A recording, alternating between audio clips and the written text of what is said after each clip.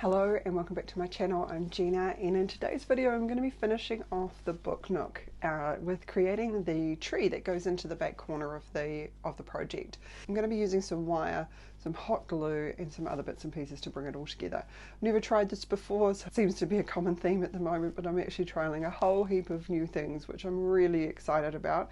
And of course there's lots of lessons to be learned by doing it the first time, and if I did it again I'd probably do it a little bit differently. So yeah, hopefully you enjoy this video and let's get started.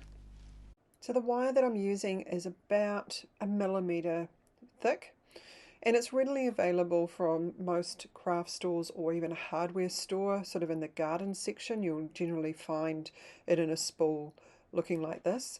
And the length that I'm actually measuring out here is roughly twice the height of the tree that I'm wanting to create. And that just gives me just a sort of a starting point, and knowing that I'll have plenty to be able to twist around.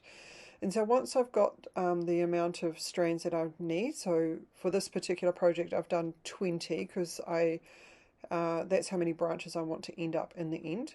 I know that this is only going to take up a quarter of a space of a full tree, so I guess if I was going to be doing a full tree, then I would look to be creating 3 or 4 times the amount of wires to be able to create all the branches that I need to go all the way around the tree, if that makes any sense. So here I'm just leaving the bottom connected, because what I'm going to do is I'm going to use these tools, so a screwdriver and a pair of pliers, to actually help with twisting. So I'm just going to put the screwdriver in the bottom loop. Here you can kind of see how it's sort of holding it together, and it just gives me a lot more leverage than just using my hands. And so just holding the wires there as well actually creates a lot tighter twist at the trunk. Then I can start separating out the wires, and as I kind of twist these up, what I'm trying to do here is to create some branches with the intent that I'll end up with one wire at the end of each branch. So here I've separated them out and then joined them back into the main trunk again, and then as I go up I'm just going to start separating them out further and further. So if I get down to 3 wires, I'll twist them together, separate out 1, twist 2 of them together, and then separate those 2 up a little bit further up the branch. Hopefully that makes sense. It'll make sense as I kind of as we have a look at it with the glue coming onto it. So once I'm down to 1 wire per branch, which is great, then I can start pushing it into shape. And so I knew that it was going to go into a corner, so I just wanted to make sure that nothing was going to get in the way of any of the buildings that are already in the project. And then once I'm happy with roughly how it's sort of sitting, then I can start cutting off any of the excess wires that we don't really need.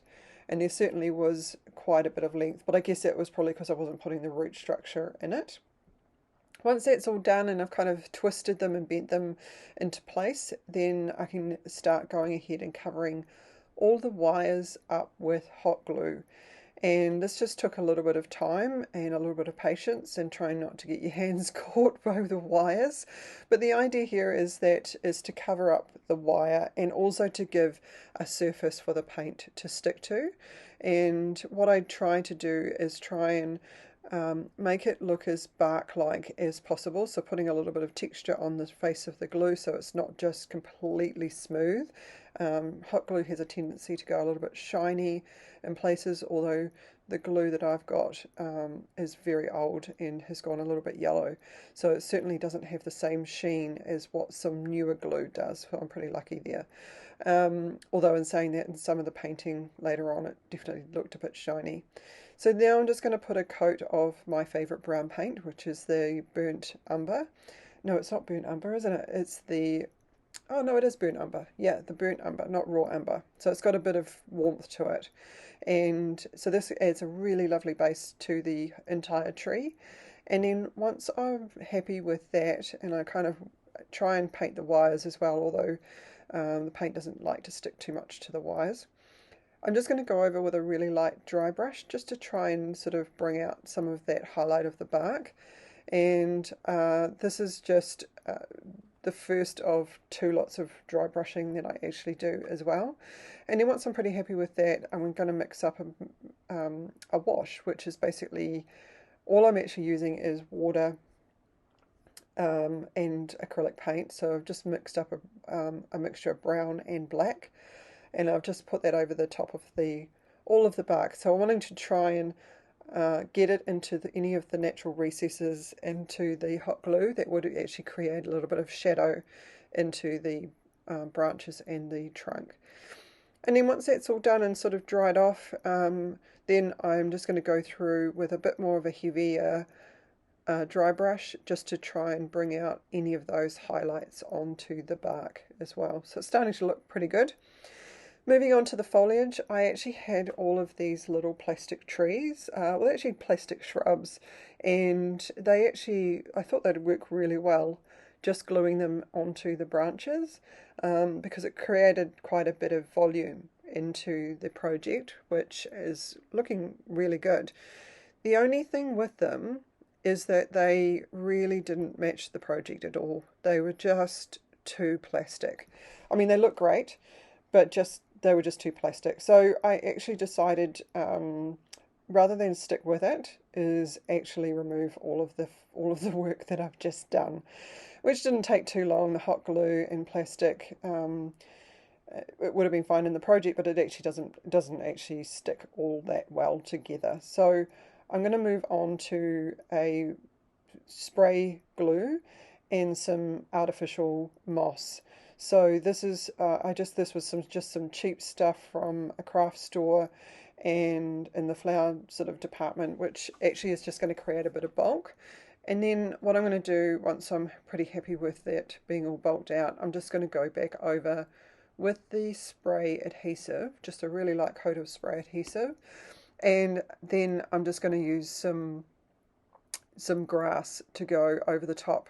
I guess if I had flocking, like a really fine flock, I would have used that. But the flock that I've got is a really kind of it's more of a browny green, and it just would have dulled the whole project, which is not what I was looking for. And so this is what this is doing, is actually blending all of that moss out, and it's starting to look really good. So there you have it, that's the tree, well the final version of the tree. There's certainly some lessons to be learned along the way, and especially when I'm looking for a particular look at the end, to make sure that I stay true to the project and actually make sure that I kind of bring that all through to the very end. So I really hope that you've enjoyed this video just as much as I've enjoyed bringing it to you. Please consider hitting that like button and subscribing if you haven't done so already. And if you like this video, I've actually added another couple at the end of here that I think that you might enjoy as well. But until next time, I will see you then. Bye.